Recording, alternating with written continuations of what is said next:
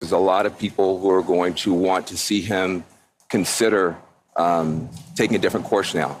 We're still far from our convention, and there is time for this party to figure out a different way forward if he will allow us to do that. But the Democrat many believe could replace Joe Biden as the nominee was staunch in his defense of the president. What about his performance? What about his performance tonight? Everyone's questioning his performance. Well, how about the substance? Again, I mean... But it's the performance everyone's talking about, Governor. So I care about the substance. You have to address the performance. Everyone's talking about the performance. I'll never turn my back on President Biden. I think you all are talking about style. And the people I'm talking to in Georgia, listen, let me finish.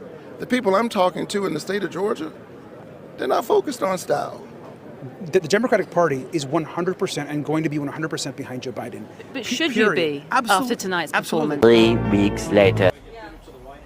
Alex, this is a remarkable development, and it comes after a morning in which we heard more calls for the president to step down from members of his party, including, for example, Senator Joe Manchin. Now, the president in this letter released only moments ago walks through his accomplishments as president. And also, if I can read you this part, it says, "It has been the greatest honor of my life to serve as your president." He goes on to say, "While it has been my intention to seek re-election, I believe it is in the best interest of my party and the country for me to stand down and to focus solely on fulfilling my duties as president for the remainder of my term." He goes on to say he plans to speak to the nation later this week. He also thanks Vice President Kamala Harris for, quote, "being an extraordinary partner in all of this work."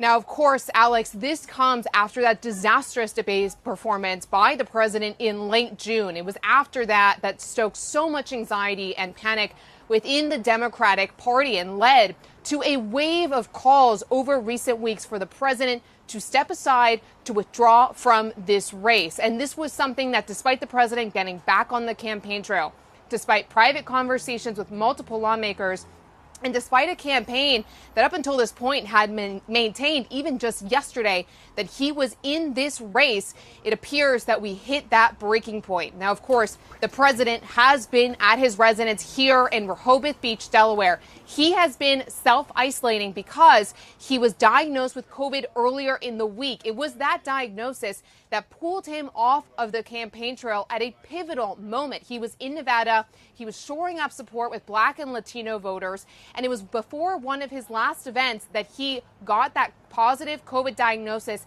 and had to be blitzed back here to the East Coast, to Delaware, where he has since been self-isolating. It has been during that time that he's also been deliberating. He is with his closest advisors and his inner circle in what has been a challenging and at times frustrating time for this campaign. Now, we should also note, Alex, that earlier today on the airwaves, the president's allies were saying that he was in it to win it. Again, this was the resounding message that we were getting from the campaign time and time again. But this letter tells us that the president, upon self-reflection, upon all of the calls from Democratic lawmakers, allies, and donors for him to step aside, has listened to those calls and has decided to not seek re-election in what we really just cannot overstate how remarkable a moment this is. The reality also is this: any policy that will benefit Black people will benefit all of society.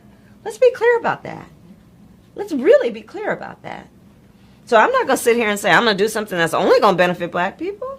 No, because whatever benefits that Black family will benefit that community and society as a whole in the country. Welcome back to Breakdown Friday. Joseph Ward, Patrick Irvin, Professor Carl Tone Jones. Hold up. Wait a minute. Biden got to sit his down. In the turn of events, Joe Biden has decided to take a seat in the presidential race, take a side, and endorse Kamala Harris to be the candidate, the Democratic candidate in the presidential race coming up to run against Donald Trump.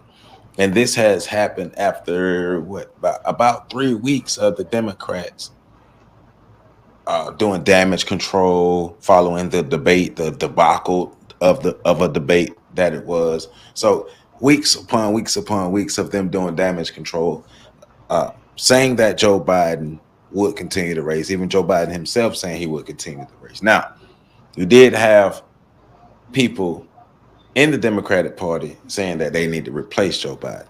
But I believe when it got to like people like George Clooney, who I found out was like the money man, basically raising the most money for the Democratic Party as far as the fundraisers. And got the people like him, Nancy Pelosi, Barack Obama, all the hard hitters, the movers and shakers in the Democratic Party, telling Joe Biden to sit down. Like I said, after about 3 weeks, he sat down. And so here we are now. We're just finding out a couple of days ago that Kamala Harris is endorsed by Joe Biden. But I guess we just really found out recently that Kamala Harris will be the Democratic nominee for the 2024 presidential election. And this show has just got even better. I got my popcorn. I got all my snacks. I got all my drinks. I'm sitting on the couch. I got my phone in one hand. I got the TV in front of me. I got my laptop over here. I got my tablet over here. And I'm looking at all the different news outlets tell me something different about this show that we're watching called the presidential race. But I am here for it, and I hope you are too, because we are going to break this thing down and see what the hell is going on and how this affected Black people. Because, this is affecting Black people now that Kamala Harris is in the race. If you thought we was acting crazy, and if you thought that we was arguing about all types of stuff before then, you should see what we're arguing about now. But of course, you know we're gonna tell y'all. Of course, you know we're gonna tell you. So, hey, Pat got game face on, and me and PC here for it. We ready. So, Pat, man, what are your thoughts about first Joe Biden dropping out of the race? Period, but Joe Biden dropping out of the race now, and Kamala taking the mantle as the Democratic nominee. What are your thoughts on that, and what are your thoughts on Kamala as a candidate? I think Wusa. So I think the way Joe Biden was forced out was extremely tacky. In the I think that's the word PC used earlier. It was tacky. And I think that's the best word for it, because I was going to use a lot of harsher words with a lot of very negative connotations. But tacky is that it's very tactful. Yeah. And I think that's a great word for it. I think the Democratic Party, in a lot of ways, showed themselves to be very disgraceful and dishonorable in the way they did that. And so me being the type of person I am, it really didn't sit right with me. Did I think Joe Biden needed to step aside? Yes, but not now. Like, it's too late in the game, in my opinion. And honestly, as a Black person, it really don't matter too much to me who's in the White House, the way I view politics. But in terms of just looking at the strategy of the campaign, and there were a lot of missteps in Biden's campaign, I feel like he colored his whole campaign wrong. I was telling you guys earlier, I don't think it should have been a Biden versus Trump campaign. It should have been a Biden team, a Biden administration versus Trump administration thing. That should have been Biden's angle, which would have totally deflated all the talk of Biden being whatever Biden is, because he could have said, yeah, but I got a team of some of the best people in the world around me. We're going to be good. Look at his team. And, but that's neither here nor there. So that's how I felt about him being forced out. The way they spun the block on that, they went from, nah, he's our guy. We're solid. It was in the clip. We're solid. We're this, we're that. And then a couple days later, because a couple people with wide pockets and a big megaphone said no, the whole party was just turned on a dime, and they turned on him. And now that he's done what they want him to do, they're trying to turn on another dime and say that it's real heroic and memorable and this, that, and the third. Now they're trying to build him back up. You just spent 2 weeks tearing him down. And now you're trying to build him back up because you got what you wanted. That's manipulative. It's very unhealthy. It's very immature, and anybody that's following our leaders should be very much turned off by that sort of turnaround. That is very tacky to see. So that's that. Kamala Harris, my feelings on Kamala Harris hasn't changed since she launched her bid in 2019. She ain't shown me nothing to make me change my mind. This is a woman. I'll say this. I don't consider Kamala Harris to be black. Go ahead and attack me for that. You can. Go ahead. I don't think she's a black woman. I don't think she's a black person. I think there have been times throughout her career where she has stated as much. So I don't like the fact that now she's black all of a sudden.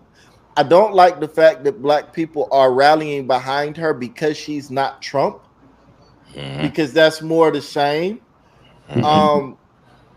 It's not going to create any difference. And later on in the show, I'll talk about what I think we should be doing, because people are going to say, well, we shouldn't vote for Kamala and we shouldn't. Well, what should we doing? That's a very good question with a very good answer. One that we've been giving you guys for multiple shows ad nauseum, local. But anyways, I don't think that it's a good look. My biggest thing is I think black people are setting themselves up for heartache.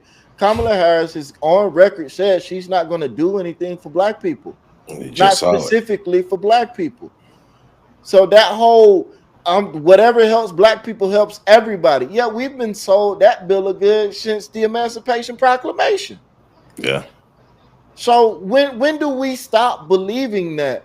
If you want to support her just because you don't want Trump to win, I'd rather you just be upfront and say that. Just say that, yeah. Yeah. Don't do all of the shucking and jiving that we doing. But also even in that, stop trying to recruit and shame others for not having the same opinion that you have. Yeah.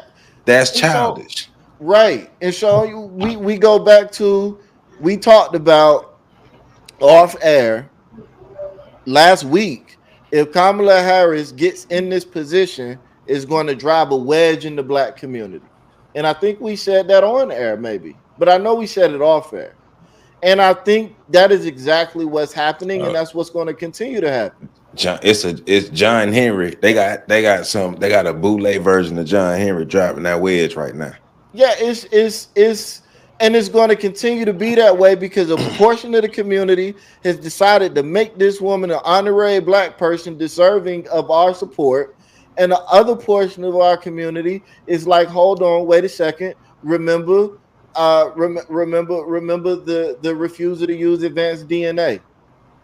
Remember the declining to support various bills when she was a DA. Remember all of those other things that made us not vote for her in 2019? She hasn't addressed any of those things in the last 4 years. They're still there.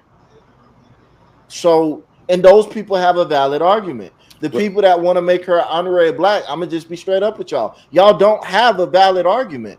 I would rather you, like I said earlier, just stand up and say, I'm going to vote for her because I don't want Trump to win. That's a valid argument. It's not one that I would agree with or like. Well, I'm not going to say I wouldn't agree with it. I wouldn't like it. I don't think it's a good position, but it's a valid position. Calling a non-black woman black in order to garner support is a despicable position. Hey, Pat. She went to a HBCU. Yeah, well, so did what's the girl name? The NAACP Woman of the Year. Oh, you talking about Rachel Dolezal? Yeah, she went to and she was president of the NAACP. If she can't be black, if she can't be black, Kamala can't be black. Hey man, but the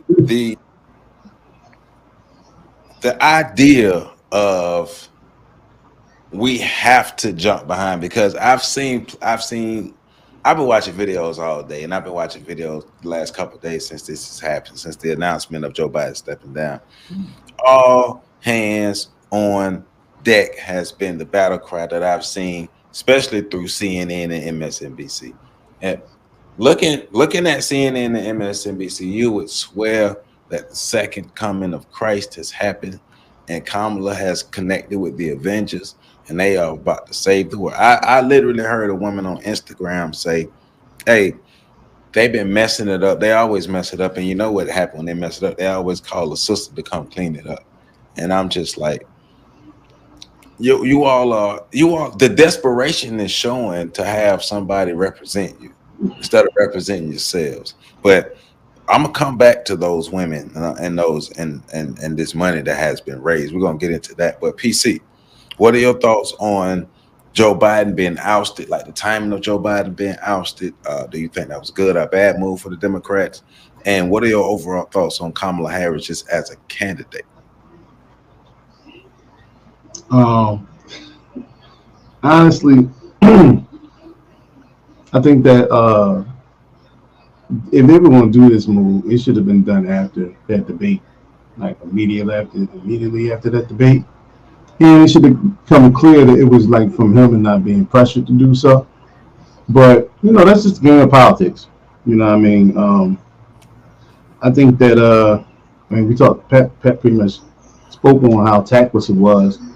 And, it wasn't anything more so than the sponsors, those people with the financial contributors who decided that they wasn't going to bet on a horse that was pretty much guaranteed to lose. So I think that was the biggest factor in him backing out. It didn't help, though, that it was publicly leaked that, major figureheads in the Democratic Party were also pushing, like Obama and Pelosi, were also pushing for that. So I'm not surprised by this.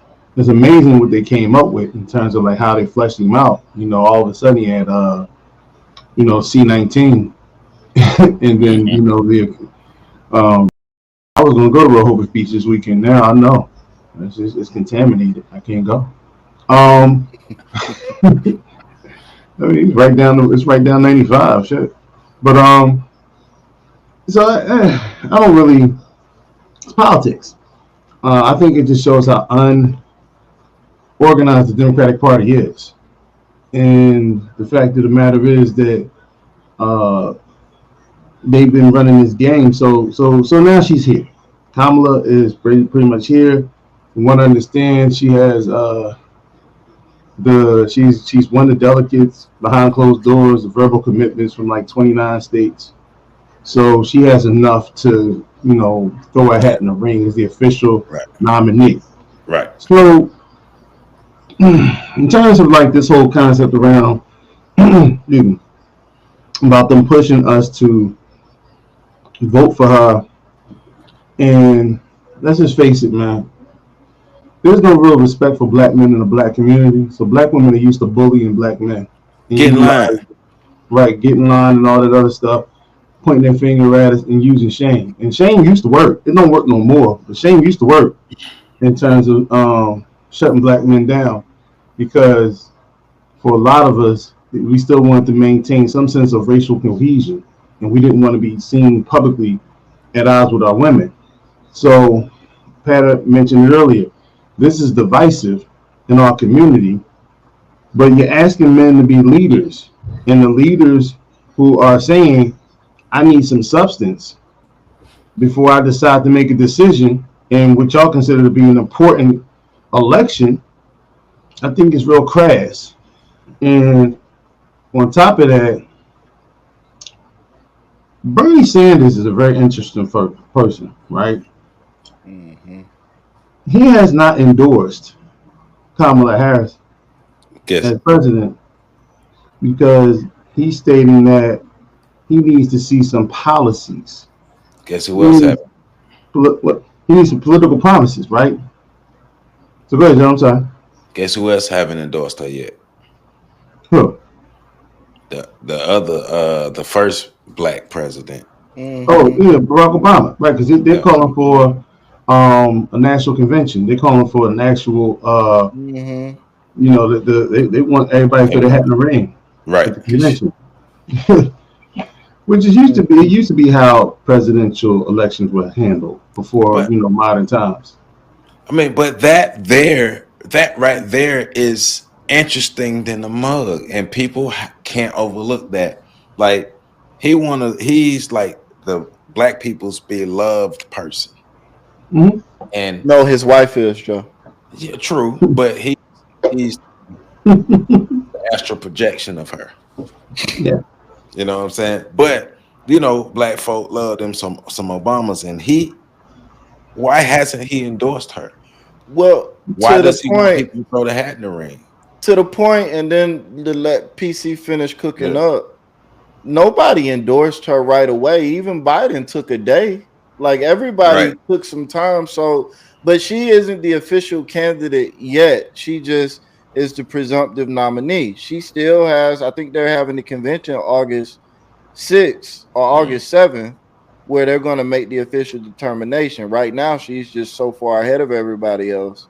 They're assuming that she's going to win it. Mm-hmm. Well, yeah, because she has so much support rallying behind her. So yeah. But go ahead, PC. I'm sorry. Yeah, they got the media, and once you get the media behind you, and then the donors start pouring in, that money is locked in. So when the money starts coming in, who the money goes behind, that's the horse they're betting on. But the point I'm really making with that is they're not endorsing because one, they don't believe in her, or two, like Bernie said, I want policies. I want some political promises. Then why the hell do black people have to be so in line with voting for her when the people who are actually part of her political party said they won't even endorse her until she promises them something? She pretty much stated she's not going to do anything for us.